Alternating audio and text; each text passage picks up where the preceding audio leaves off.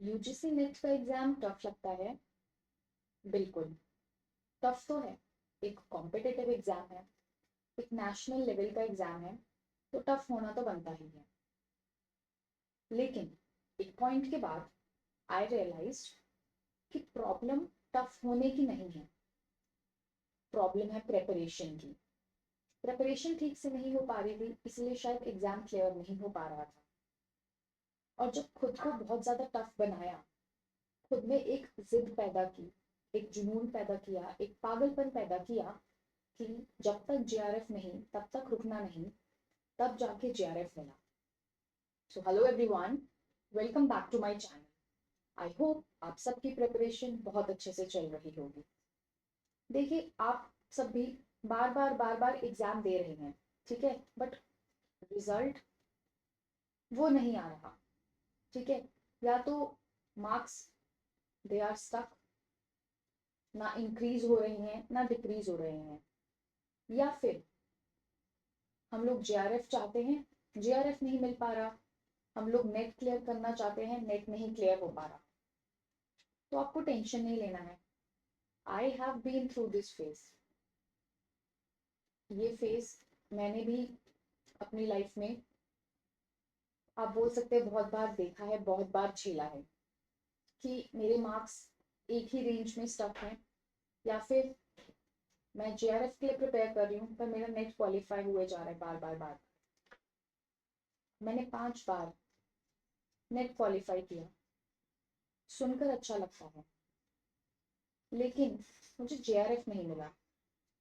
हर बार मैंने अटेम्प्ट दिया इसी उम्मीद में कि अब जेआरएफ मिलेगा, बट जेआरएफ नहीं मिला।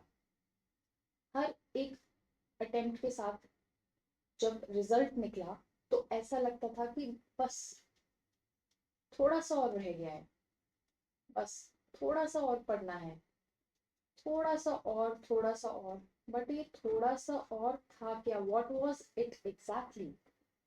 और ये ऐसी क्या चीज थी जो कंप्लीट ही नहीं हो रही थी कि अगर कंप्लीट हो जाती तो शायद मेरे को जेआरएफ मिल जाता? ये था क्या? देन वन फाइन डे जब एनालाइज किया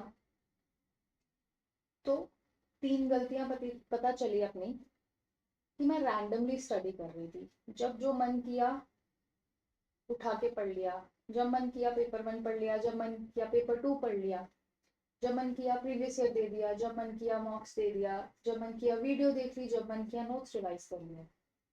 second was, I was not analysing my previous year question, या फिर not analysing the response sheet. जो मैंने अटेम्प्ट्स दिए थे मैं वो रिस्पॉन्स शीट एनालाइज ही नहीं कर रही थी। And the third was, I was ignoring paper 1। और बहुत बच्चे ये गलती करते हैं कि वो पेपर 1 को इग्नोर करते हैं।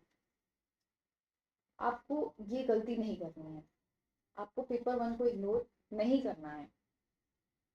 सो थोड़ा टाइम लगा बट समझ आया कि पेपर टफ नहीं है, पेपर टफ नहीं है, मेरी अप्रोच गलत है, मेरी अप्रोच गलत है। The way I was approaching for this exam, it was wrong. और इस वीडियो से बहुत सारे बच्चे भी रिलेट करेंगे कि हाँ मैम, हमारी भी अप्रोच शायद गलत है, इसीलिए हमारे बार बार अटेम्प्ट्स लग रहे हैं। So the very first thing is change your strategy. तो अपनी स्ट्रैटेजी चेंज कीजिए। अगर आप एनालाइज नहीं कर रहे अपने प्रीवियस ईयर क्वेश्चंस को, so analyse your previous year questions और analyse your response sheet. The very second thing is focus on paper 1। Paper 1 पे फोकस कीजिए, उसके बिना आप जेआरएफ नहीं निकाल पाएंगे, ये बात आप लिख के ले लीजिए। And the very third thing is अपने रिसोर्सेज को लिमिट कर दीजिए, रिसोर्सेज को लिमिट कर दीजिए। ऐसा नहीं है कि यूट्यूब से 10 जगह से पढ़ रहे हो एक ही कॉन्सेप्ट को, क्या फायदा है? एक कॉन्सेप्ट से एक ही क्वेश्चन आएगा ना।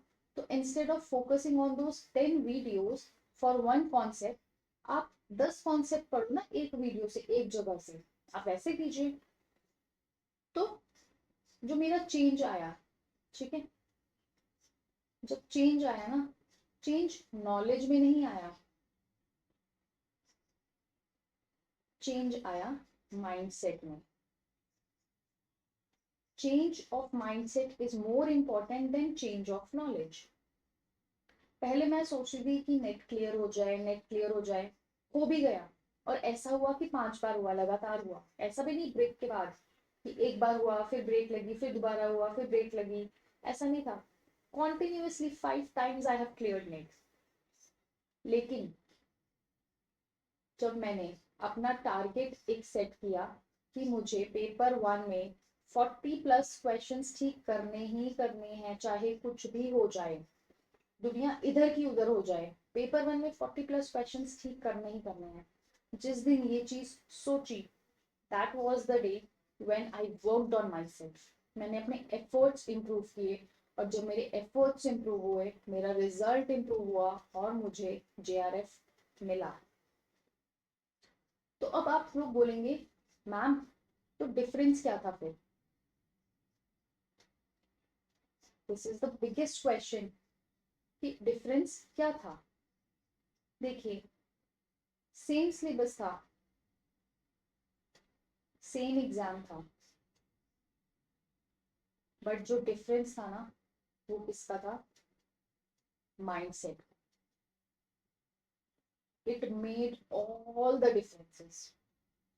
तो मैं मानती हूँ कि जो हमारा यूजीसी नेट का एग्जाम है ना, जो यूजीसी नेट का एग्जाम है, वो टफ जरूर है. It is tough, I agree, but it is not impossible. Impossible नहीं है. एग्जाम जैसा मर्जी है ना, शायद आपके लिए टफ होगा या बहुत सारे बच्चों के लिए टफ होगा, लेकिन उस टफ एग्जाम से भी ना 6% नेट निकलता है और 1% JRF निकलता है. हर अटेम्प्ट में बच्चे पास होते हैं, हर अटेम्प्ट में बच्चों का नेट क्लियर होता है, हर अटेम्प्ट में बच्चों का JRF क्लियर होता है. वो क्यों होता है? It is all because of this mindset. आपको अपना माइंडसेट बदलना पड़ेगा. आप जब तक अपना माइंडसेट नहीं बदलेंगे, आपके एफर्ट्स इंप्रूव नहीं होंगे, और आपका जो रिजल्ट है जो आप चाहते हैं, चाहे वो नेट है चाहे वो JRF है, वो आपको नहीं मिलेगा. तो प्लीज अपने माइंडसेट को बदलिए, अपनी थोड़ी स्ट्रैटेजी चेंज कीजिए. अगर आप अभी भी पेपर 1 पे फोकस नहीं कर रहे हैं तो कीजिए, मेरे बोलने पे कीजिए. एंड जब आपका रिजल्ट आएगा ना, और अगर आपने सीरियसली पेपर 1 को बहुत अच्छे से पढ़ा होगा ना, तो आप खुद बोलेंगे कि मैम आप बिल्कुल सही बोलते थे, that paper 1 is the game changer. तो आज की वीडियो के लिए बस इतना ही. Thank you so very much for watching. अगर वीडियो पसंद आई है तो वीडियो को लाइक कीजिए, शेयर कीजिए और चैनल को सब्सक्राइब जरूर कीजिए. Thank you so very much for watching. Bye bye and take care.